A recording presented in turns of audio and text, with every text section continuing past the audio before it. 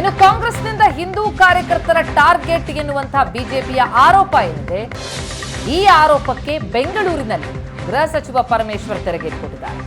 ನಮ್ಮನ್ನ ಆಯ್ಕೆ ಮಾಡಿರುವ ಜನರಲ್ಲಿ ಹಿಂದೂಗಳೇ ಹೆಚ್ಚು, ನಾವು ಹೇಗೆ ಹಿಂದೂ ವಿರೋಧಿ ಆಗ್ತೀವಿ ಅಂತ ಪ್ರಶ್ನಿಸಿದ್ದಾರೆ. ಕಾಂಗ್ರೆಸ್ ಸರ್ಕಾರವನ್ನ ಜನರೇ ಅಧಿಕಾರಕ್ಕೆ ತಂದಿದ್ದಾರೆ, ಆರೋಪಕ್ಕೂ ಮಿತಿ ಇರಬೇಕು ಅಂತ ಪರಮೇಶ್ವರ್ ಗರಂ ಆಗಿ ನುಡಿದಿದ್ದಾರೆ. ಬಿಜೆಪಿ ವಿರುದ್ಧ ಪರಮೇಶ್ವರ್ ಆಕ್ರೋಶ. ನಮ್ಮ ಸರ್ಕಾರ ಯಾರು ಆರಿಸಿರೋದು? ಜನ ಯಾರು? ಹೆಚ್ಚಿನ ಅಂಶ ಹಿಂದೂಗಳೇ ಇದ್ದಾರಲ್ವಾ? ಮತ್ತೆ ನಾವು ಹೆಂಗ್ ಹಿಂದೂ ವಿರೋಧಿ ಆಗ್ತೀವಿ?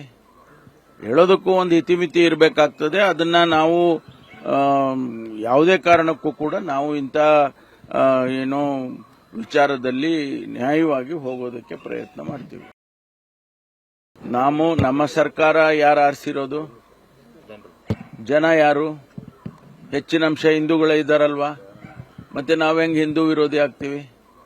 ಹೇಳೋದಕ್ಕೂ ಒಂದು ಇತಿಮಿತಿ ಇರಬೇಕಾಗ್ತದೆ. ಅದನ್ನ ನಾವು ಯಾವುದೇ ಕಾರಣಕ್ಕೂ ಕೂಡ ನಾವು ಇಂಥ ಏನೋ ವಿಚಾರದಲ್ಲಿ ನ್ಯಾಯವಾಗಿ ಹೋಗೋದಕ್ಕೆ ಪ್ರಯತ್ನ ಮಾಡ್ತೀವಿ.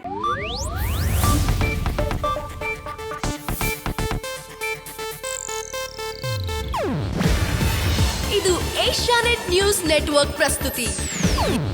ನೀವು ನೋಡ್ತಿದ್ದೀರಾ ಏಷ್ಯಾನೆಟ್ ಸುವರ್ಣ ನ್ಯೂಸ್.